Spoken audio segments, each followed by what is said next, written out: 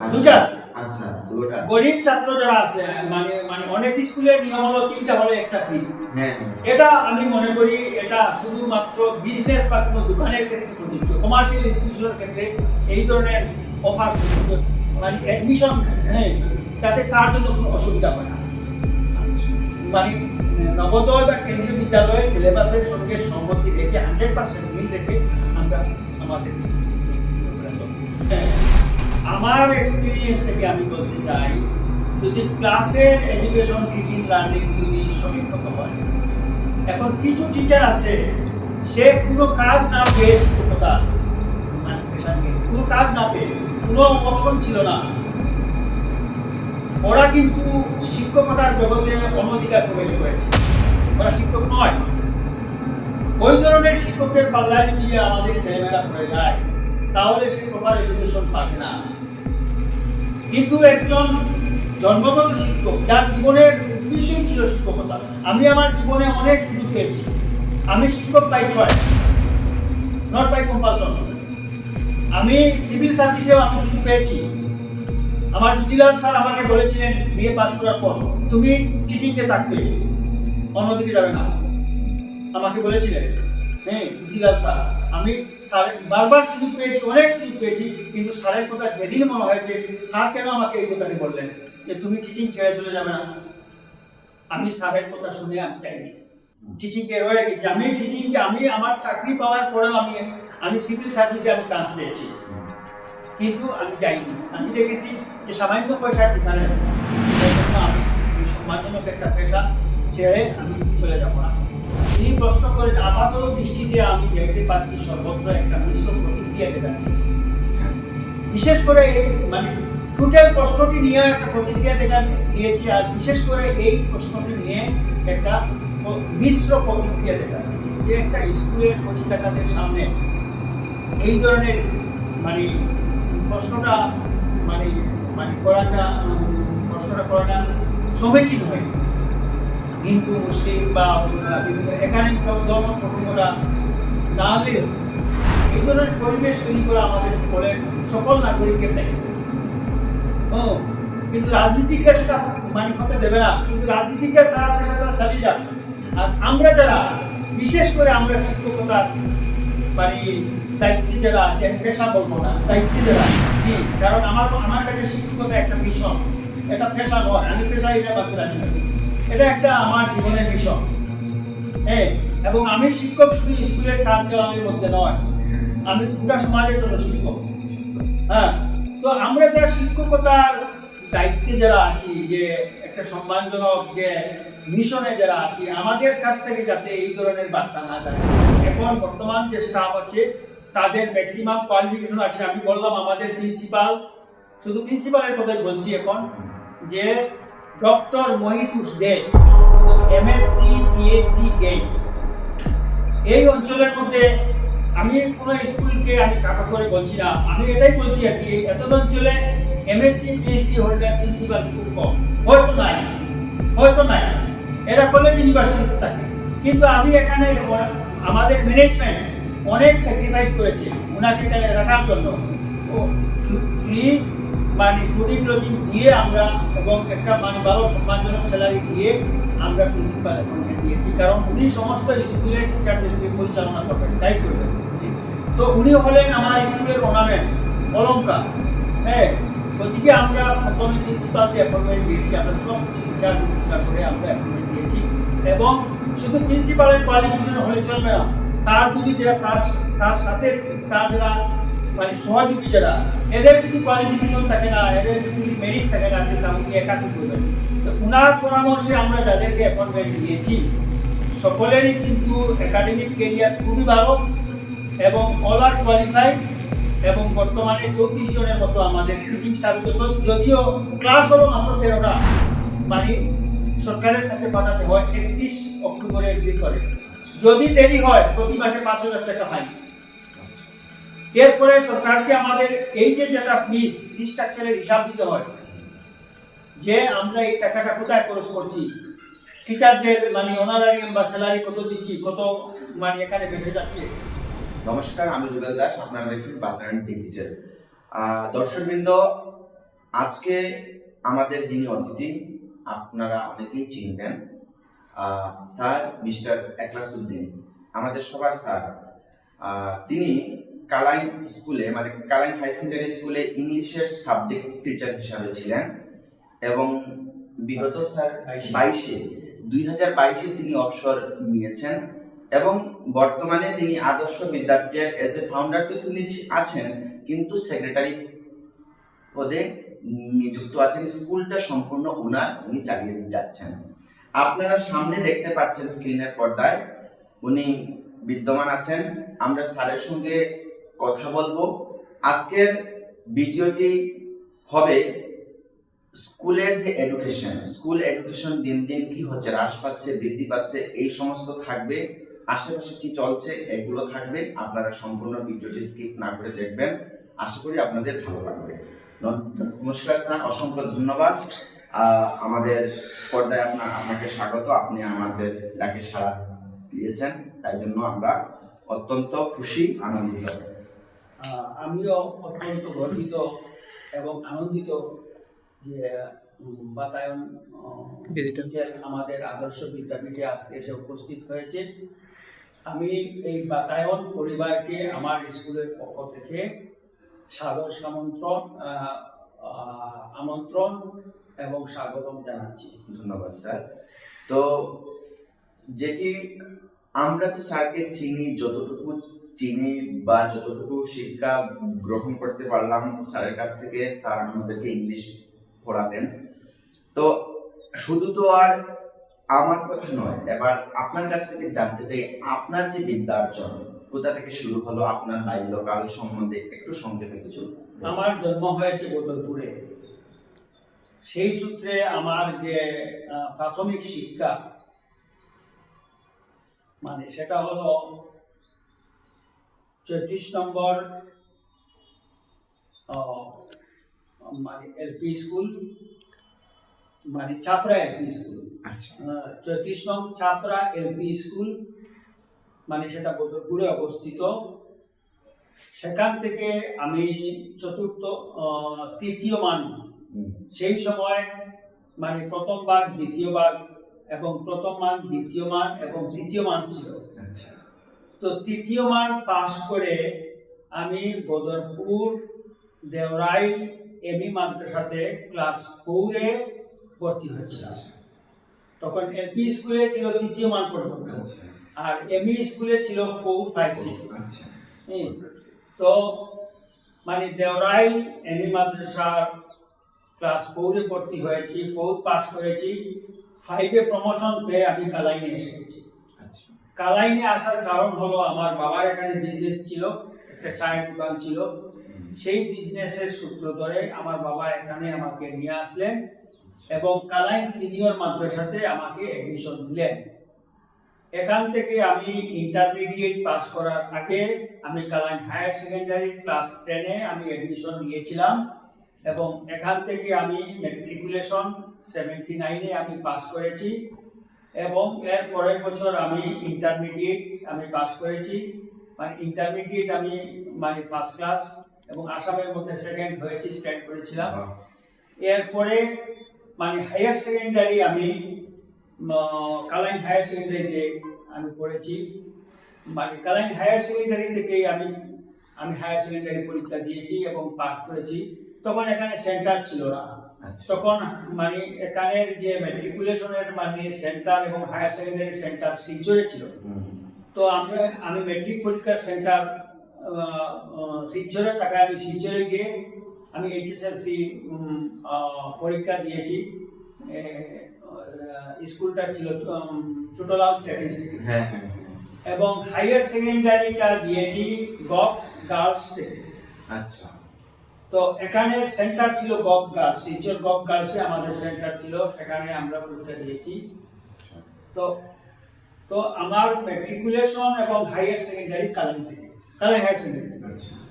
এরপরে আমি কালাইন সিনিয়র মাদ্রাসা থেকে আমি FM পাস করেছি, ফার্স্ট হয়েছি, আসামের মধ্যে আমি ফার্স্ট হয়েছি।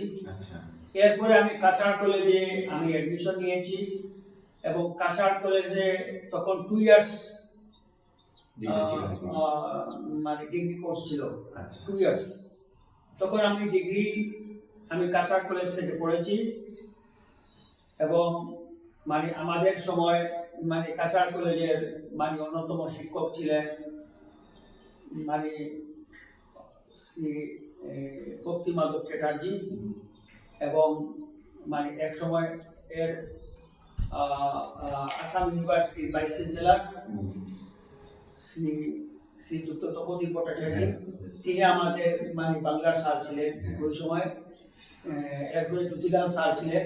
আচ্ছা তো মানে ওই সময় আমি কাসার কলেজে 83-তে আমি কাসার কলেজে স্টুডেন্ট ছিলাম। আচ্ছা 83-তে আমি কাসার 83-84-এ আমি বিএ পাস করেছি উইথ ডিস্টিংশন। বাহ বিএটা আমি ডিস্টিংশনে পাস করেছি এবং এরপরে আমি 86-এ আমি গুয়াহাটি ইউনিভার্সিটিতে ফর হাইয়ার এডুকেশন আমি চলে যাই এবং গুয়াহাটি ইউনিভার্সিটিতে ইংলিশ ডিপার্টমেন্টে আমি অ্যাডমিশন নিয়েছিলাম এবং আমাদের সময়ে এটা আমাদের জন্য একটা গর্ব যে আমরা গোহাই স্যারের কাছে পড়েছি। আচ্ছা শ্রী হীরেন গোহাই আমাদের সময়ে মানে ইংলিশের এইচওডি ছিলেন, মানে আসামের বিশিষ্ট বুদ্ধিজীবী। হ্যাঁ হ্যাঁ, তো 86 এবং 87-এর ব্যাচের আমরা ছাত্র ছিলাম গুয়াহাটি ইউনিভার্সিটি এবং গুয়াহাটি ইউনিভার্সিটিতে তখন মানে সেমিস্টার সিস্টেম ছিল না, তখন ছিল প্রিভিয়াস এবং ফাইনাল। আচ্ছা তো প্রিভিয়াস দিয়ে মানে ফাইনালে কয়েকদিন ক্লাস করার পর আমার বলেশ্বর হায়ার সেকেন্ডারি স্কুলে ইংলিশের সাবজেক্ট টিচার হিসাবে পোস্ট হয়েছে, মানে মানে ফাইনাল কমপ্লিট করার। আচ্ছা হ্যাঁ, সঙ্গে সঙ্গে চাকরি সঙ্গে সঙ্গে চাকরি হয়ে গেছে এবং এরপরে আমি ফাইনাল কমপ্লিট করেছি। ফাইনাল কমপ্লিট করে আমি মানে বলেশ্বর হায়ার সেকেন্ডারিতে টোটাল 2 বছর চাকরি করেছি। এরপরে কালাইন হায়ার সেকেন্ডারি স্কুলে 90-তে আমি ট্রান্সফার নিয়ে এসেছি এবং 90 থেকে 2022 মানে 2022 ডিসেম্বরের 31 তারিখ পর্যন্ত আমি সাবজেক্ট টিচার হিসাবে কর্মরত ছিলাম। তো এরপরে আমি এখানে একটা কথা উল্লেখ করতে চাই যে আমি কালাইন হায়ার সেকেন্ডারি স্কুলে চাকরিরত অবস্থায় অবসর সময় এই মানে শিক্ষা দীক্ষার দিক দিয়ে পিছিয়ে পড়া গোটা কাটিগড়া অঞ্চলে আমি শিক্ষা বিস্তারের জন্য কিছু কাজ করেছি। 1 নম্বরে বলতে চাই যে কালাইনে যেটা এসআর কলেজ সত্যরঞ্জন কলেজ হয়েছে, সেটা প্রথম দিক থেকে আমি এটার গভর্নিং বডিতে ছিলাম। তখন মানে প্রথম দিকে মানে সুকুমার ভট্টাচার্য এটার ফাউন্ডার সেক্রেটারি ছিলেন, এরপরে সুকুমার ভট্টাচার্যের পর তপন চক্রবর্তী ছিলেন এবং মানে তপন চক্রবর্তীর আমি ছায়া সঙ্গী ছিলাম। হ্যাঁ, সব ব্যাপার ক্লাসও নিয়েছি আমার স্কুলের প্রিন্সিপালের অনুমতি নিয়ে। হ্যাঁ, মানে তখন বিনয় বিশ্ব দাস আমাদের স্কুলের প্রিন্সিপাল ছিলেন, ওনার অনুমতি নিয়ে আমি free of cost without any remuneration Satyaranjan কলেজে প্রায় 14 বছর আমি ইংলিশের ক্লাস করেছি এবং চাঁদা কালেকশনেও এমনকি একটা লটারির আমি মানে কনভেনার ছিলাম, একটা লটারির কনভেনার ছিলাম। মানে সত্যরঞ্জন কলেজের সাহায্যে একটা লটারি হয়েছিল, মানে 2টা লটারি হয়েছিল। একটা কনভেনার ছিলেন মানে সুরেন্দ্রনাথ মহাশয় এবং আরেকটা কনভেনার আমি নিজে ছিলাম। তো ওই সময় শিক্ষার বিস্তারের জন্য আমি কালাইন সত্যরঞ্জন কলেজের সঙ্গে আমার যে নিয়মিত ডিউটি করে রাত 2টা-3টা পর্যন্ত আমরা সত্যরঞ্জন কলেজের জন্য মানুষের বাড়ি বাড়ি গিয়ে ক্লাস করেছি এবং একটা সময় এমন হয়েছিল কালাইন সত্যরঞ্জন কলেজ শেষ হয়ে গিয়েছিল, মানে কালাইন সত্যরঞ্জন কলেজ তখন কালাইন হায়ার সেকেন্ডারিতে ছিল, মানে ক্লাস চলছিল। কালাইন হায়ার সেকেন্ডারিতে ক্লাস চলাকালীন অবস্থায় সমস্ত টিচিং স্টাফ একসঙ্গে তারা রেজিগনেশন দিয়ে দিয়েছে। পরের দিন থেকে আর যে ওই মানে মানে কলেজে গিয়ে ক্লাস নেওয়ার মতো কোনো টিচার ছিলেন না, শুধুমাত্র একজন টিচার ছিলেন সাম দাশগুপ্ত, উনি ছিলেন পলিটিক্যাল সায়েন্সের।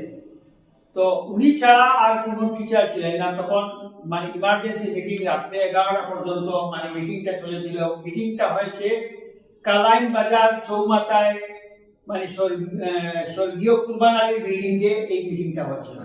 ওই মিটিং এ প্রায় সিদ্ধান্ত হয়ে গিয়েছে যে মানে আর মানে এখানে কলেজ করা যাবে না, কলেজ শেষ, যেহেতু টিচার নেই। আর সেই সময় এমএ পাস তো মানুষও ছিল না। তখন আমি একটা প্রস্তাব দিলাম যে না, আমরা সারেন্ডার করবো না, যদিও সবাই মাস রেজিগনেশন দিয়েছে, আমরা কলেজটা চালিয়ে যাব। তখন আমাকে বললেন আমার সেক্রেটারি, কিভাবে চালিয়ে যাবে, আমাদের তো টিচার নাই। আমি বললাম আমাদের টিচার আছেন, কিভাবে? তখন আমি একজন একজন করে টিচারদের নাম বলতে লাগলাম। আমি প্রথমে আমার নাম বললাম, আমি ইংরেজি পড়াবো। এরপরে আমাদের মানে যতীন বাবুর নাম বললাম, মানে তিনি কালাইন হায়ার সেকেন্ডারি বাংলার সাবজেক্ট টিচার ছিলেন, আমি বললাম উনি বাংলা পড়াবেন। এরপরে আমাদের মহিপুর স্যারের কথা বললাম, তিনি ইকোনমিক্স পড়াবেন। শম্পা ম্যাডামের কথা বললাম, তিনি পলিটিক্যাল সায়েন্স পড়াবেন। এইভাবে একটা একটা করে আমি বললাম আমার কাছে কালাইন হায়ার সেকেন্ডারি যারা টিচার আছেন তারা ক্লাস করাবেন। তখন মর্নিং শিফট ছিল, 10টার আগে সব ক্লাস শেষ হয়ে যায়। আমি বললাম এই দায়িত্ব আমি নিলাম, সবাই ক্লাস করাবে। এরপরে আবার নতুন গতিতে আমরা সত্যরঞ্জন কলেজের কাজ আরম্ভ করলাম। এরপরে আস্তে আস্তে মানে আমরা মানে সত্যরঞ্জন কলেজে আমরা স্টাফ অ্যাপয়েন্টমেন্ট দিলাম। এরপরে একটা সময় সত্যরঞ্জন কলেজ প্রভিন্সিয়ালাইজ হয়ে গেল। আজকে এটা আমাদের কালাইনবাসীর জন্য এটা অহংকার, আনন্দের বিষয়। এবং আপনারা শুনলে অবাক হবেন যে আমাদের প্রথম অবস্থায় এত দৈন্য অবস্থা ছিল যে আমাদের কলেজটা আসাম ইউনিভার্সিটি এফিলিয়েট করবে কিনা আমরা সন্দিহান ছিলাম। তখন তপন বাবুর নেতৃত্বে আমরা একটা টিম, তখন 407 এর যুগ ছিল, ছোট গাড়ির যুগ ছিল না, 407 ভর্তি হয়ে আমরা সেই সময়ের যে ভাইস চ্যান্সেলর শ্রী জয়ন্তভূষণ ভট্টাচার্য, মানে ফার্স্ট ভাইস চ্যান্সেলর, তার সঙ্গে যোগাযোগ করতে আমরা শিলচর সার্কিট হাউসে গিয়েছি। এবং আমাদের পূর্ব পরিকল্পনা অনুযায়ী তিনি যখন আমাদের সঙ্গে দেখা করতে এসেছেন, আমরা তখন তার মায়ের জড়িয়ে ধরেছি। উনি বলতেছেন আপনারা আমার পা ছাড়ুন, বলে না আমরা আপনার পা ছাড়বো না। বলে কেন আপনারা আমার পা ছাড়বেন না? বলে আপনি আমাদের প্রতিশ্রুতি দেন যে বরাকবেলির মধ্যে যদি সর্বপ্রথম কোন কলেজ আপনি অ্যাফিলিয়েশন দেন, আমাদের কলেজটাকে দিতে হবে। এই প্রতিশ্রুতি দিলে আমরা আপনার পা ছাড়বো। আমি তপন চক্রবর্তী এবং আরো অনেক ছিলেন, আমরা উনার পা জড়িয়ে ধরেছিলাম। এরপরে উনি প্রতিশ্রুতি দিয়েছেন, এরপরে আমরা পা ছেড়েছি। এরপরে আমরা অ্যাফিলিয়েশন পেয়েছি, কনকারেন্স পেয়েছি। এরপরে একটা সময় আমাদের কলেজ প্রভিন্সিয়ালাইজেশন মোটামুটি পেয়ে গেছে। এরপরে আমি কলেজ থেকে চলে গেছি। 14 বছর আমি সার্ভিস দিয়েছি সত্যরঞ্জন কলেজে, দিয়ে আমি কলেজ থেকে চলে গেছি। এরপরে কালাইন হায়ার সেকেন্ডারিতে এত ভিড় ছাত্রদের আসছিল যে সব ছাত্রদের অ্যাডমিশন দেওয়া যায় না। তখন কালাইনে একটা কি করা যায়, একটা স্কুল করতে হলে তো এখানে হায়ার সেকেন্ডারি থাকলে এখানে একটা হাই স্কুল করতে অসুবিধা। তখন আমরা এখানে একটা হাই মাদ্রাসা, এটা আমার উদ্যোগী হয়েছে, কালাইন হাই মাদ্রাসা। এখন এই হাই মাদ্রাসাটা কালাইন হাই স্কুলে রূপান্তরিত হয়ে গিয়েছে। এটাতে আমি অনেকদিন আমার শ্রম দিয়েছি, ফ্রি অফ কস্ট অনারারি শ্রম দিয়েছি।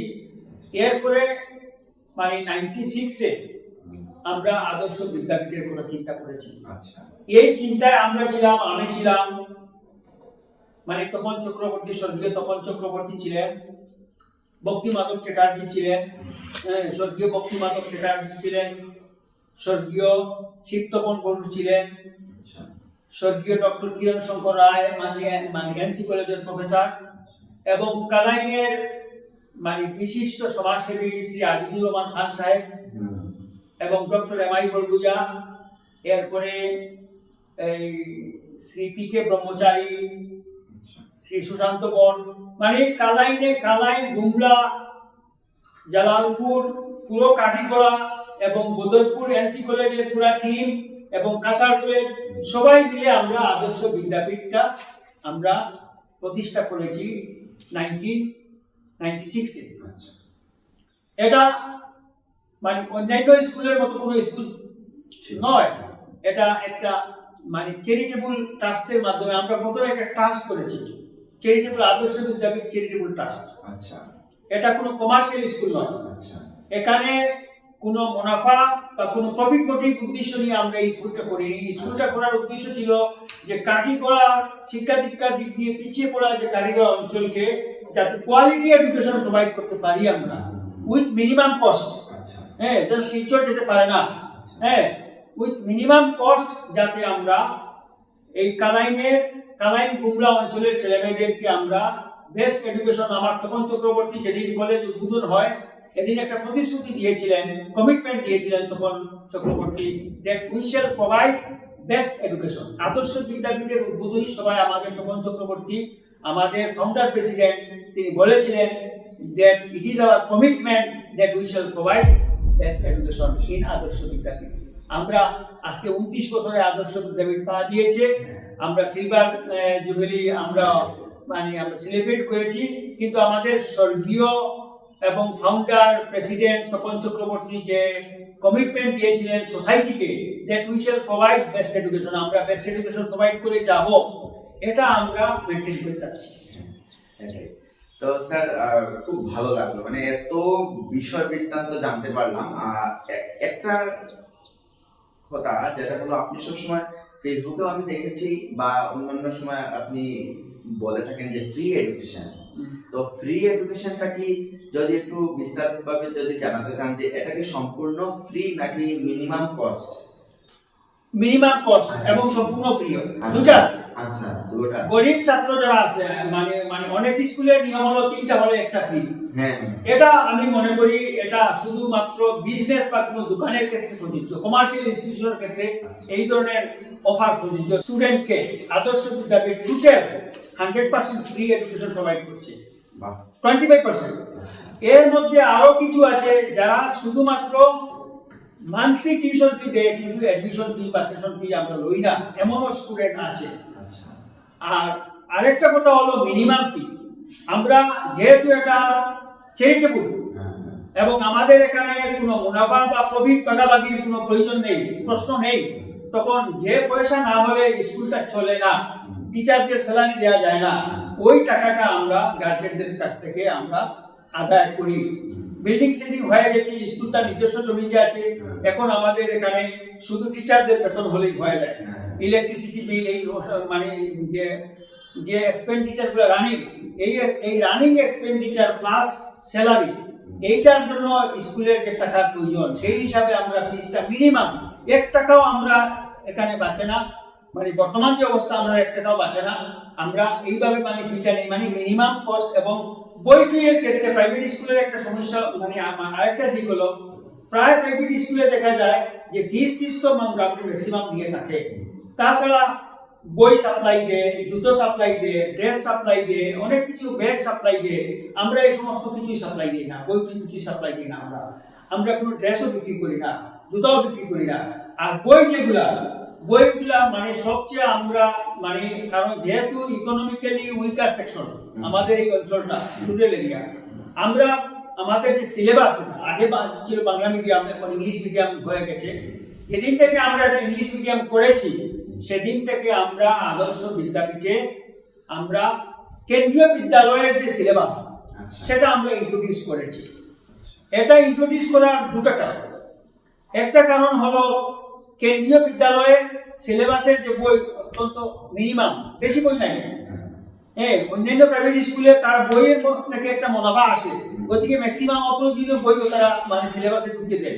আমরা কিন্তু আমরা নিজস্ব আমরা বুদ্ধিতে কোনো বই আমরা সিলেকশন করি না, আমরা কেন্দ্রীয় বিদ্যালয়ের যে সিলেবাস অল ওভার ইন্ডিয়া যেটা চলছে, সেই সিলেবাসের বইগুলো আমরা আদর্শ বিদ্যাপীঠে লাগিয়েছি। লাগানোর কারণে কি হয়েছে, 500-600 টাকার মধ্যে খাতা বই সব হয়ে যায়, আর না হয়তো 3-4 টাকা লাগে। আর আরেকটা হলো যে মানে এই বইগুলা আমরা এই জন্য লাগিয়েছি যে এই বইগুলা মানে মানে আমরা মানে ডাউনলোড করেও আমরা এটা থেকে বা একটা স্টুডেন্টও ডাউনলোড করতে পারবে। তো এখানে আমরা এই বইগুলো আমরা ইন্ট্রোডিউস আমরা করেছি কেন্দ্রীয় বিদ্যালয়ের যে বইগুলা, এবং এটা মিনিমাম কস্ট। একটা বইয়ের দাম 75 টাকা বা ম্যাক্সিমাম 100 টাকা, মানে হোয়ারের অন্য কোম্পানির বই যদি আমরা ছাত্রদেরকে দেই 400, 500, 600 টাকা। তো এইরকম আর কি মানে মিনিমাম মানে এক্সপেন্ডিচারের মধ্যে আমরা চাই মানে এডুকেশন, বেস্ট এডুকেশন প্রোভাইড করতাম। আর যেহেতু আর আরেকটা কারণ হলো, আমি বলেছিলাম যে আমরা 2টা কারণে আমরা কেন্দ্রীয় বিদ্যালয়ের বইগুলো আমরা সিলেবাসে ঢুকিয়েছি। একটা হলো কম পয়সায় বই পাওয়া যায়, আর আরেকটা হলো এখান থেকে যদি কোনো ছাত্র নবোদয়ে যেতে চায়, আচ্ছা, মানে অ্যাডমিশন, হ্যাঁ, তাতে তার জন্য কোনো অসুবিধা হয় না। আচ্ছা, মানে নবোদয় বা কেন্দ্রীয় বিদ্যালয়ের সিলেবাসের সঙ্গে সঙ্গতি রেখে 100% মিল রেখে আমরা আমাদের ইয়েগুলো চলছে। স্যারের জার্নি অনেক কিছু শুনতে পারছি, বুঝতেও পারলাম। কিন্তু আমাদের সময়ও যেটা ছিল নকলের, কিন্তু নকল করা কিন্তু আমাদের সময় মোটেই ছিল না।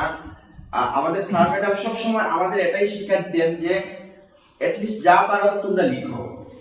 নিশ্চয় স্যার আপনাদের সময় সেটাই ছিল, অবশ্যই সেটাই থাকবে। কিন্তু বর্তমান সময়ে একটা জিনিস দেখা যায় যে বাচ্চারা নকল করতে চায়, মানে ওদের পড়াশোনার প্রতি কি আগ্রহ নেই নাকি নকল, মানে এই সম্বন্ধে একটু জানতে চাই যে ছাত্ররা কেন নকল করতে চায়। ছাত্ররা আমি আমার এক্সপিরিয়েন্স থেকে আমি বলতে চাই যেটা, বা আমি যেটা বলতে চাই এটা হয়তো অনেকে খণ্ডনও করতে পারবেন। হ্যাঁ, আমার এক্সপিরিয়েন্স থেকে আমি বলতে চাই, যদি ক্লাসের এডুকেশন টিচিং লার্নিং যদি সঠিক মতো হয়, এখন কিছু টিচার আছে সে কোনো কাজ না পেয়ে শিক্ষকতা মানে পেশা নিয়েছে, কোনো কাজ না পেয়ে, কোনো অপশন ছিল না, ওরা কিন্তু শিক্ষকতার জগতে অনধিকার প্রবেশ করেছে, ওরা শিক্ষক নয়। ওই ধরনের শিক্ষকের পাল্লায় যদি আমাদের ছেলেমেয়েরা পড়ে যায় তাহলে সে প্রপার এডুকেশন পাবে না। কিন্তু একজন জন্মগত শিক্ষক যার জীবনের উদ্দেশ্যই ছিল শিক্ষকতা, আমি আমার জীবনে অনেক সুযোগ পেয়েছি, আমি শিক্ষক by choice, not by compulsion. আমি সিভিল সার্ভিসেও আমি সুযোগ পেয়েছি। আমার জুজিলাল স্যার আমাকে বলেছিলেন বিএ পাস করার পর, তুমি টিচিংয়ে থাকবে, অন্যদিকে যাবে না, আমাকে বলেছিলেন। হ্যাঁ, জুজিলাল স্যার, আমি স্যার বারবার সুযোগ পেয়েছি, অনেক সুযোগ পেয়েছি, কিন্তু স্যারের কথা যেদিন মনে হয়েছে স্যার কেন আমাকে এই কথাটি বললেন যে তুমি টিচিং ছেড়ে চলে যাবে না, আমি স্যারের কথা শুনে আমি চাইনি, টিচিংয়ে রয়ে গেছি। আমি টিচিংকে আমি আমার চাকরি পাওয়ার পরেও আমি সিভিল সার্ভিসে আমি চান্স পেয়েছি, কিন্তু আমি যাইনি। আমি দেখেছি যে সামান্য পয়সার ডিফারেন্স, এর জন্য আমি এই সম্মানজনক একটা পেশা ছেড়ে আমি চলে যাব না। যদি কনসেপ্টটা ক্লিয়ার হয়ে যায় তখন সে নকল মারার চিন্তা তার মাথায় আসবে না। নকল মারার চিন্তা তখন আসবে যখন তার কনসেপ্ট ক্লিয়ার হবে না, বুঝে না, মুখস্থ করেও সে শিখতে পারে নাই, তখন তার পরীক্ষা পাস করতে হবে, তখন সে নকলের চিন্তা করে। তখন আমি মনে করি, আমার ব্যক্তিগত মতামত, যে আমরা শিক্ষক সমাজে বহুলাংশে দায়ী ছাত্রদের এই প্রবণতার জন্য। এখন আমরা যত আন্তরিক হব আমাদের ছাত্রছাত্রীদের মধ্যে থেকে সেই প্রবণতাটা কমবে, এটা আমার নিজস্ব দৃষ্টিভঙ্গি। এটা আমিও অন্তত এটা আমারও মানে আমি নিজেও এটা করতে পারছি যে আমিও একটা শিক্ষক স্যারদের আশীর্বাদে, তো এটা আমিও অনেক সময় আমি নিজেও এটা ফেস করেছি। কিন্তু স্যার যেটা বললেন আমি একেবারেই একমত।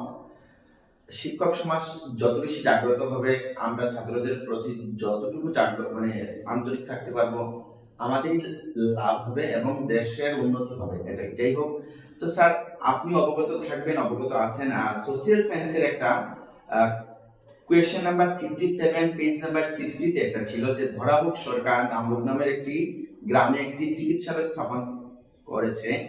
চিকিৎসালয়টিতে হিন্দু সকলকে বিনামূল্যে চিকিৎসা প্রদান করা হয়, কিন্তু অন্য ধর্মের লোকদের চিকিৎসার জন্য খরচ নিজেদের বহন করতে হয়। ভারতের মতো একটি দেশের সরকার এ ধরনের পদক্ষেপ নিতে পারে, তোমার অভিমত তুলে ধরো। এই যে সোশিয়াল সায়েন্সের যে এরকম একটি প্রশ্ন, এটির পিছনে কি কারণ থাকতে পারে, সেটি কেন দেওয়া হয়েছে, এটা সম্পর্কে আপনার কি ধারণা? এটি সম্পর্কে তো আমি যা বলবো অনুমান ভিত্তিক বলবো। হ্যাঁ স্যার, যিনি প্রশ্ন করে, আপাতত দৃষ্টিতে আমি দেখতে পাচ্ছি সর্বত্র একটা মিশ্র প্রতিক্রিয়া দেখা দিয়েছে। হ্যাঁ, বিশেষ করে এই মানে টোটাল প্রশ্নটি নিয়ে একটা প্রতিক্রিয়া দেখা দিয়েছে, আর বিশেষ করে এই প্রশ্নটি নিয়ে একটা মিশ্র প্রতিক্রিয়া দেখা দিয়েছে। যে একটা স্কুলের কচিকাচাদের সামনে এই ধরনের মানে প্রশ্নটা করাটা সমীচীন হয়নি। হিন্দু মুসলিম বা বিভিন্ন এখানে ধর্ম প্রসঙ্গটা না হলেই হতো, পরিবেশে এখানে শ্বাস প্রশ্বাস নিতে পারে। শ্বাস প্রশ্বাস নিতে পারে। সাম্প্রদায়িক সম্প্রীতি আমি মনে করি যে আজকে ভারতবর্ষের মধ্যে অনেক জ্বলন্ত সমস্যা আছে, এক দুটা সমস্যা না, অনেক সমস্যা, অর্থনৈতিক সমস্যা, সামাজিক সমস্যা, বিভিন্ন ধরনের সমস্যা আছে। কিন্তু আমি মনে করি এই মুহূর্তে অন্যান্য সমস্যার চেয়ে সবচেয়ে বড় যেটা সমস্যা হলো যে আমাদের সাম্প্রদায়িক সম্প্রীতি এটা প্রশ্নের মুখে। যে কাজ করলে আমাদের সাম্প্রদায়িক সম্প্রীতি পূর্ণ হয় না হয়, আমি এখানে আদর্শ বিদ্যাপীঠ এটা শুধু একটা স্কুল হিসাবে এখানে আমার সব দিচ্ছি না, আমি মনে করি এটা একটা সামাজিক প্রতিষ্ঠান। এখানে সব ধর্মের মানুষ নিজেকে নিরাপদ মনে করবে, নিজের অস্তিত্ব, নিজের সংস্কৃতি, নিজের বিশ্বাস নিয়ে এখানে সগৌরবে থাকবে, সে কোনো ধরনের কমপ্লেক্সিটি ফিল করবে না। তো এইভাবে মানে ভারতবর্ষের প্রতিটি নাগরিক যাতে মানে কোনো ধরনের কমপ্লেক্সিটি ফিল না করে বাস করতে পারে, এই ধরনের পরিবেশ তৈরি করা আমাদের সকল নাগরিকের দায়িত্ব। কিন্তু রাজনীতিকরা সেটা মানে হতে দেবে না, কিন্তু রাজনীতিকরা তারা পেশা চালিয়ে যাক। আর আমরা যারা বিশেষ করে আমরা শিক্ষকতার মানে দায়িত্বে যারা আছে, আমি পেশা বলবো না, দায়িত্বে যারা আছে, কারণ আমার কাছে শিক্ষকতা একটা মিশন, এটা পেশা নয়, আমি পেশা এটা বাঁচতে রাজি না, এটা একটা আমার জীবনের মিশন। এবং আমি শিক্ষক শুধু স্কুলের চার দেওয়ালের মধ্যে নয়, আমি গোটা সমাজের জন্য শিক্ষক। তো আমরা যারা শিক্ষকতার দায়িত্বে যারা আছি, যে একটা সম্মানজনক যে মিশনে যারা আছি, আমাদের কাছ থেকে যাতে এই ধরনের বার্তা না যায়। আমি নিজের এখানে পড়েছি 2008 ইংরেজি থেকে 2015 অবধি, যাই হোক, কিন্তু অনেক স্কুলে এরকম আছে, দেখা যায় মানে ধর্ম নিয়ে অনেকটা আছে, বাছবিচ আছে, কিন্তু এদের সম্বন্ধে মানে কি ধারণা থাকতে পারে এদের মনে, বা এই সম্পর্কে যদি কিছু বলতে চান? আমি মনে করি স্কুল মানে সব ধর্মাবলম্বীদের জন্য আমাদের মর্নিং অ্যাসেম্বলি, যেমন মর্নিং অ্যাসেম্বলিতে আমি আমাদের স্কুলের সব শিক্ষক শিক্ষয়িত্রীদেরকে নিয়ে 5 গ্রাম কেন্দ্রীয় বিদ্যালয়ে নিয়ে গিয়েছি, শুধু মর্নিং অ্যাসেম্বলিটা দেখানোর জন্য। আচ্ছা, 5 গ্রাম যে কেন্দ্রীয় বিদ্যালয়ের মর্নিং অ্যাসেম্বলিতে কোন মানে প্যাট্রিয়টিক সং গাওয়া হয় সেটা তাদেরকে দেখানোর জন্য গাড়ি রিজার্ভ করে এখান থেকে মর্নিং অ্যাসেম্বলি 7টার সময়, মর্নিং অ্যাসেম্বলি 7:30, এর আগে আমরা 5 গ্রাম মর্নিং অ্যাসেম্বলিতে গিয়ে পৌঁছেছি আমার সব শিক্ষকদেরকে নিয়ে, এবং সেই স্কুলের প্রিন্সিপালের অনুমতি নিয়ে আমরা ঢুকেছি। আমি আমার শিক্ষকদেরকে বলেছি, তোমরা দেখো মর্নিং অ্যাসেম্বলি কিরকম করতে হয়, কারণ মর্নিং সকালে মর্নিং অ্যাসেম্বলিটাই যদি অন্য কোনো কিছু ঢুকিয়ে দেয় এটাতে, তাহলে এই মর্নিং অ্যাসেম্বলি আমার স্কুলের মানে ছাত্রছাত্রীদের জন্য একটা মানে খুব ভালো একটা মেসেজ মানে দেবে না।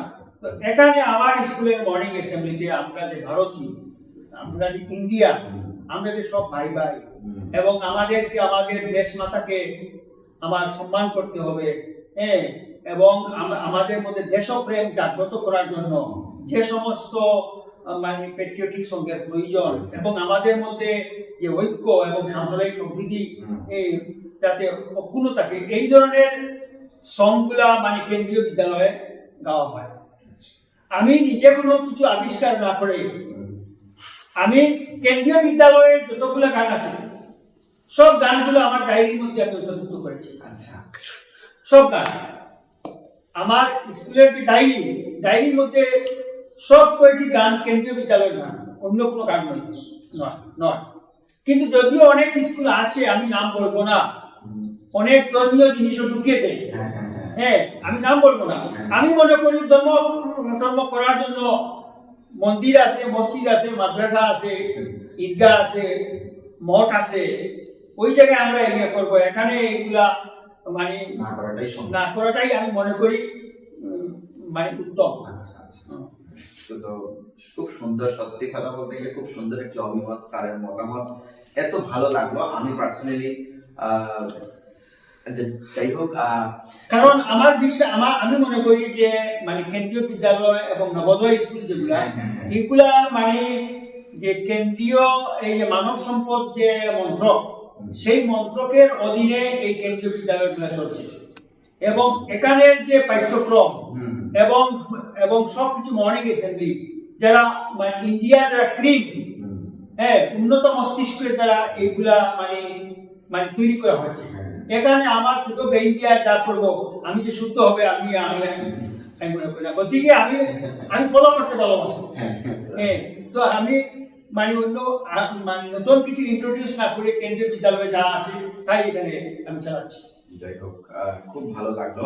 তো স্যার, যেটি আমাদের সবার জানতে ইচ্ছুক আমরা যারা, আদর্শ বিদ্যাপীঠ আজকে 1996 থেকে চলছে, কিন্তু তো 1996 এর যে শুরু হয়েছে আজকে 2025, এর থেকে কতটুকু উন্নতি হতে এগিয়ে সংক্ষেপে উন্নতির কথা যদি আমার বলতে হয়, আমি এটা বলবো, আমরা যে খুব একটা মানে বিরাট একটা মানে কিছু জয় করেছি সেটা আমি দাবি করব না। তবে আমরা আমাদের যে চেষ্টা প্রচেষ্টা এর মধ্যে কোনো ত্রুটি রাখিনি, এবং এই সামান্য চেষ্টা প্রচেষ্টার মধ্যে আমরা যা কিছু করেছি, আমাদের স্কুল থেকে পড়াশোনা করে ওরা ফার্দার স্টাডি করে অনেক ডাক্তার হয়েছে, ইঞ্জিনিয়ার হয়েছেন, প্রফেসর হয়েছেন, এবং একদম ছোট চাকরির মধ্যে টেট পরীক্ষা দিয়া এই অঞ্চলের মধ্যে সবচেয়ে বেশি টেট পরীক্ষা যারা মানে পেয়েছে এরা আমাদের প্রোডাকশন। তো এবং ডাক্তার ইঞ্জিনিয়ারের যে মোটামুটি সংখ্যা, আমি কারিগর কথা বলছি, সবচেয়ে বেশি আমাদের স্কুলের ছাত্রছাত্রীরা যারা হাইয়ার স্টাডি মানে এখান থেকে পাস করে তো ডাক্তার হয় নাই, এখান থেকে পাস করে মানে হাইয়ার স্টাডি করেছে, ইউনিভার্সিটিতে গিয়েছে। তখন আমরা দেখেছি যে অন্যান্য স্কুলের সঙ্গে আমরা কম্পেয়ার করলে আমাদের ছাত্র বেশি, যারা ডাক্তার ইঞ্জিনিয়ার হয়েছে, টেট পরীক্ষা পাস করেছে, টেট চাকরি করছে, এবং আরো অন্যান্য বিজনেস করছে বা রাজনীতি করছে। হ্যাঁ, আমি দেখেছি যে আমাদের এখানে পড়াশোনা করে সবাই সাকসেসফুলের মধ্যে তুমি নিজে একজন। হ্যাঁ, তো এখানে পড়াশোনা করে আমি দেখেছি কেউ একটা মানে বেকার নয়, সবাই একটা কাজে লেগেছে। হ্যাঁ, তো এটাই আমি মনে করি আমাদের স্কুল এবং স্কুল ম্যানেজমেন্টের মানে সামগ্রিকভাবে এটা মানে একজনের কৃতিত্ব নয়, মানে শিক্ষক সমাজের কৃতিত্ব, ম্যানেজমেন্টের কৃতিত্ব, সকলের কৃতিত্ব, এবং ছাত্ররাও ছিল পরিশ্রমী। সব মিলে আমাদের এই মানে সফলতা। এবং বিগত বছর পর্যন্ত আমাদের স্কুলের রেজাল্ট ছিল 100% রেজাল্ট ছিল বিগত বছর পর্যন্ত। আগামী বছর কি হয় বলতে পারবো না, তবে বিগত বছর পর্যন্ত রেজাল্টটা ছিল হাই স্কুল, HSLC এবং হায়ার সেকেন্ডারি 100% ছিল। তো যেটি কথা বলতে হয় সেটি, আমি যখন 2015-তে মেট্রিক দিই, তার আগে আমাদের খুব ভালো ভালো স্যার ছিলেন, এখনো আছেন কেউ কেউ। রায়না ম্যাডাম আমাদেরকে বাংলা পড়াতেন। তো সেই রায়না ম্যাডাম আমাকে বলতেন যে তুই কিন্তু বাংলা নিয়ে পড়, হ্যাঁ, তুই বাংলা নিয়ে পড়লে দেখবে তো না ম্যাডাম বাংলা নিয়ে পড়লে না ঠিক আছে পড়, কিচ্ছু না আমি আছি। তো মানে এই যে একটা অনুপ্রেরণা, এটা কিন্তু সাংঘাতিক। তো আজকে ম্যাডামের কথা, আজকে আমি বাংলা নিয়ে মাস্টার্স পাস করছি, আমার অনেকভাবে খুব টানা দেয়। তখন আমি সিলেটটা কইরাম, কারণ কথাগুলো একটা মন থেকে কইরাম। তো অনেকে টানা দেখে যে তুমি ইংলিশ নিয়ে না, ইকোনমিক্স নেয় না, সায়েন্স নিয়ে পড়তে পারো। তো আমি তাদের একটা কথা বলতে চাই, আমার বাড়ির থেকে কোনো সমস্যা নাই, আমি বাংলা নিয়ে পড়ছি, এবং আমার যে স্যার ম্যাডামরা, বিশেষ করে আপনারা যারা ছত্রছায়া আমি বড় হয়েছি, আমার বিশেষভাবে অনুপ্রেরণা তারা যোগাইছেন, যার লাগে কিন্তু আমি বাংলা নিয়ে পড়ছি, এবং আমি অত্যন্ত খুশি। আজকে আমি অনেক সম্মান পাই এই বাংলা নিয়ে পড়ায়। যাই হোক, জয় বাংলার জয়। তো আচ্ছা, তো স্যার আমি আরেকটা কথা কইতে চাই যে বর্তমানে আদর্শ বিদ্যাপীঠের অবস্থা, কারণ নিউ সেশন এখন জাস্ট খালি শুরু হইব। তো এখন যদি কোনো অ্যাডমিশন স্টুডেন্টরা যদি নিতে চায়, তাইলে তারা লাগে কি কি ফ্যাসিলিটিস আছে, কি আছে কি না আছে, একটু যদি সংক্ষেপে কইতে চান। আমি ফ্যাসিলিটিতে যাওয়ার আগে আমি আশ্বস্ত করতে চাই যে আদর্শ বিদ্যাপীঠের যে স্টাফ, যে আগে ভালো স্টাফ ছিল, এখন সেই স্টাফ কি আছে, সেই ভালো স্টাফের যে যেটা সেই কন্টিনিউয়েশন কি আছে না, এখনের যারা স্টাফ এরা কিছু দুর্বল। তো আমি বলতে চাই যে যেহেতু আদর্শ বিদ্যাপীঠ একটা চ্যারিটেবল মানে ট্রাস্টের দ্বারা পরিচালিত, এবং এটা প্রতিষ্ঠাই হয়েছে এখানে কোয়ালিটি এবং মেরিট ডেভেলপ করার জন্য, মেরিট তৈরি করার জন্য। তো কোনো অবস্থাতে আদর্শ বিদ্যাপীঠ পরিবার কোয়ালিটি এডুকেশনের সঙ্গে কম্প্রোমাইজ করবে না। যখন কোয়ালিটি এডুকেশনের সঙ্গে কম্প্রোমাইজ করবে না, তখন স্টাফ অ্যাপয়েন্টমেন্টের ক্ষেত্রে এখন বর্তমানে যে এক্সিস্টিং স্টাফ যারা, আমি মনে করি, আমার বিশ্বাস যে কাটিগড়ার মধ্যে যতটা স্কুল আছে এর মধ্যে বেস্ট স্টাফ আমরা, আমাদের স্কুলের স্টাফ অল আর কোয়ালিফাইড, এবং তাদের যে রেজাল্ট যেটা, যেমন 8 জন বিএসসি আছেন, কোন স্কুলে 8 জন বিএসসি আছেন? 8 জন বিএসসি, এবং সবাই অনার্স, কেউ ফিজিক্স অনার্স, কেউ কেমিস্ট্রি অনার্স, কেউ ম্যাথমেটিক্স অনার্স, কেউ জিওলজি অনার্স, সবার কিন্তু অনার্স আছে, এবং তাদের পার্সেন্টেজ অফ মার্কস 70 আপ 80-র কাছাকাছি যারা টিচার আমরা রেখেছি। কারণ আমরা মনে করি একটা মানে অন্য ডিপার্টমেন্টে পার্সেন্টেজ অফ মার্কস অতটুকু ম্যাটার করে না। 40% পেয়েও একজন থানার ওসি হতে পারে, কিন্তু স্কুলে শিক্ষকতা করতে হলে তার যদি একাডেমিক যে মানে কোয়ালিফিকেশন বা মার্কস যেটা, এটা যদি বেশি না হয়, ভালো স্টুডেন্ট না হয়, তাহলে ভালো টিচিং সে করতে পারবে না। তখন আমরা অ্যাপয়েন্টমেন্টের ক্ষেত্রে তার সার্টিফিকেট, তার মার্কশিটটা দেখি, তার পার্সেন্টেজটা কত, থেকে মাস্টার ডিগ্রি পর্যন্ত তার পার্সেন্টেজটা আমরা দেখি। তো এই হিসাবে আমরা মার্কশিটটা দেখে ইন্টারভিউ বোর্ড গঠন করে ইন্টারভিউ নিয়ে আমরা টিচার অ্যাপয়েন্টমেন্ট দিয়েছি।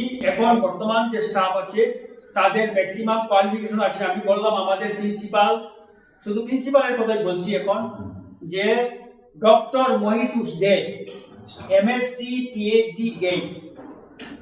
এই অঞ্চলের মধ্যে আমি কোনো স্কুলকে আমি কাটা করে বলছি না, আমি এটাই বলছি আর কি, এত অঞ্চলে এমএসসি পিএইচডি হোল্ডার প্রিন্সিপাল খুব কম, হয়তো নাই, এরা কলেজ ইউনিভার্সিটি থাকে। কিন্তু আমি এখানে, আমাদের ম্যানেজমেন্ট অনেক স্যাক্রিফাইস করেছে ওনাকে এখানে রাখার জন্য, ফ্রি মানে ফুডিং লজিং দিয়ে আমরা, এবং একটা মানে ভালো সম্মানজনক স্যালারি দিয়ে আমরা প্রিন্সিপাল অ্যাপয়েন্টমেন্ট দিয়েছি। কারণ উনি সমস্ত স্কুলের টিচারদেরকে পরিচালনা করবেন, গাইড করবেন। ঠিক। তো উনি হলেন আমার স্কুলের অর্নামেন্ট, অলংকার।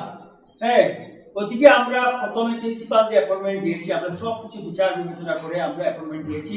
এবং শুধু প্রিন্সিপালের কোয়ালিফিকেশন হলে চলবে না, তার যদি তার সাথে তার যারা মানে সহযোগী যারা, এদের যদি কোয়ালিফিকেশন থাকে না, এদের যদি মেরিট থাকে না, তা উনি একা কি করবেন? তো উনার পরামর্শে আমরা যাদেরকে অ্যাপয়েন্টমেন্ট দিয়েছি সকলেরই কিন্তু একাডেমিক ক্যারিয়ার খুবই ভালো, এবং অল আর কোয়ালিফাইড, এবং বর্তমানে 34 জনের মতো আমাদের টিচিং স্টাফ। যদিও ক্লাস হলো মাত্র 13টা, কিন্তু আমি বরাকবেলির অন্যান্য নামি দামি স্কুলের সঙ্গে কম্পেয়ার করে বলছি, যেমন রামানুজ গুপ্ত জুনিয়র কলেজে অ্যাডমিশন নেওয়ার আগে টিউটর রাখতে হয়, সাবজেক্ট ওয়াইজ টিচার রাখতে হয়, মানে টিউটর রাখতে হয়, না হলে পাস করতে পারবে না। আমরা আমাদের এখানে অ্যাডমিশন যারা নেন, আমরা তাদেরকে বলি তুমি কোনো টিউটর রাখতে পারবে না। আমার এই স্কুল থেকে আমার 3টা মেয়ে পাস করে বেরিয়েছে, আমি কোনো টিউটর রাখিনি।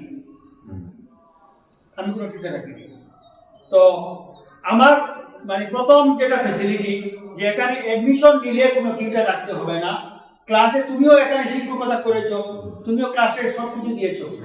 হ্যাঁ, তো আমাদের সব শিক্ষকরাও তারা ক্লাসে যা শিক্ষকতা করেন, পাঠদানের সঙ্গে তারা সবকিছু দিয়ে দেন, যাতে এই ছাত্র বা ছাত্রী যাতে অন্য টিউটরের কাছে সাহিত্যের জন্য যেতে না হয়। এটা হলো সর্বপ্রথম ফ্যাসিলিটি। আচ্ছা, অন্য টিচার রাখতে হয় না। 2 নম্বর ফ্যাসিলিটি যেটা, যে মানে ফি স্ট্রাকচার, মানে আমরা যারা মানে পারমিটেড স্কুল, আমি নন পারমিটেড স্কুলরা তারা স্বাধীন, আমরা কিন্তু স্বাধীন নই। আমরা যেটা ফি স্ট্রাকচার যেটা নির্ধারণ করি, সরকারের পূর্ব অনুমতি নিতে হবে। প্রতি 31 অক্টোবর এর আগে সরকারের কাছে আমাদের প্রপোজাল পাঠাতে হয়। আমরা পারমিটেড স্কুল, নন পারমিটেড স্কুলের কথা বলছি না, তারা স্বাধীন, যা খুশি তা করতেছে। আমরা ফি স্ট্রাকচারের ক্ষেত্রে আমরা যদি রদবদল করতে হয়, বাড়াতে হয়, কমাতে হয়, আমাদের প্রপোজালটা মানে সরকারের কাছে পাঠাতে হয় 31 অক্টোবরের ভিতরে। যদি দেরি হয় প্রতি মাসে 5,000 টাকা ফাইন। এরপরে সরকারকে আমাদের এই যে যেটা ফি স্ট্রাকচারের হিসাব দিতে হয়, যে আমরা এই টাকাটা কোথায় খরচ করছি, টিচারদের মানে অনারারিয়াম বা স্যালারি কত দিচ্ছি, কত মানে এখানে বেঁচে যাচ্ছে, কতদিন থাকবে, এখানে পুরো 13 বছর পর্যন্ত free of cost, 1 to 12 free of cost. এটা আমাদের মানে আগে থেকে চলে আসছে, এখানে শুরু থেকে এখনো চলছে। এছাড়াও যদি কোনো আমরা যদি মানে ম্যানেজমেন্ট যদি কনভিন্সড হয় এই ছেলেটা গরিব, 25% ওভার, সাহায্য করার উপায় নাই, এরপরেও আমরা এই ধরনের ছেলেদেরকে আমরা ছাত্রছাত্রীদেরকে আমরা হেল্প করি।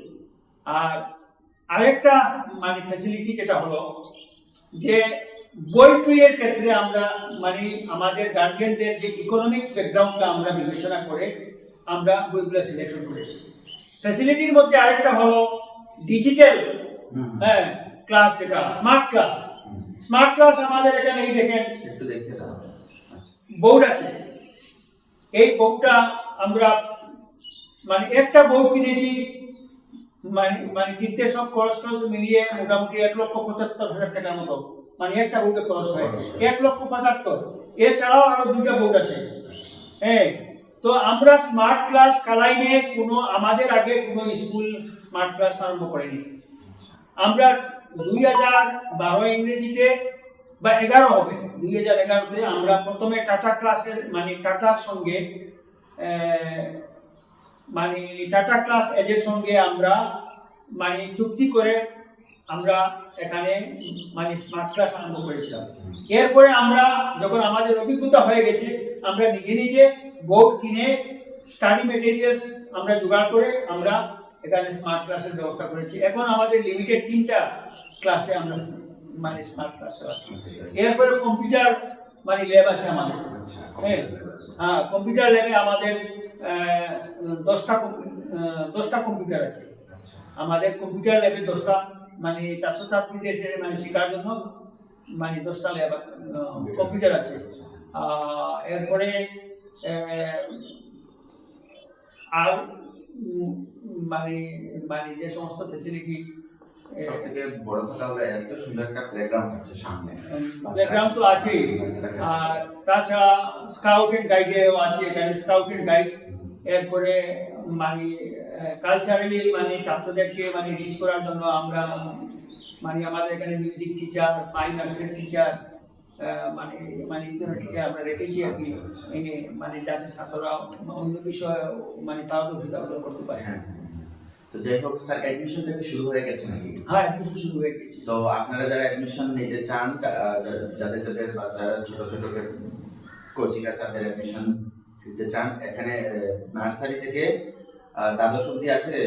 তো মোটামুটি 9-এ তো অ্যাডমিশন হয়, 11-এও হয়। 9-এ অ্যাডমিশন হয়, 11-এ হয়, আর নার্সারি থেকে তো অ্যাডমিশন হবেই। আপনারা কন্ট্যাক্ট নাম্বার আমরা অন স্ক্রিন দেব, যোগাযোগ করতে পারেন। যদি কোনো আরো ইনফরমেশন লাগে আপনারা সরাসরি আমাদের সঙ্গে যোগাযোগ করতে পারেন। অসংখ্য ধন্যবাদ স্যার, আপনার মূল্যবান সময় আমাদেরকে দিয়েছেন। খুব ভালো থাকবেন, আপনাদেরকে অসংখ্য ধন্যবাদ। আমি আপনাদেরকে অসংখ্য ধন্যবাদ জানাচ্ছি যে আমাদের স্কুলে। আর হ্যাঁ, আরেকটি কথা, এরকম ভিডিও আরো পাওয়ার জন্য, এরকম ভালো ভালো ভিডিও পাওয়ার জন্য আমাদেরকে সাবস্ক্রাইব করুন এবং আমাদের পাশে থাকুন। নমস্কার, ধন্যবাদ।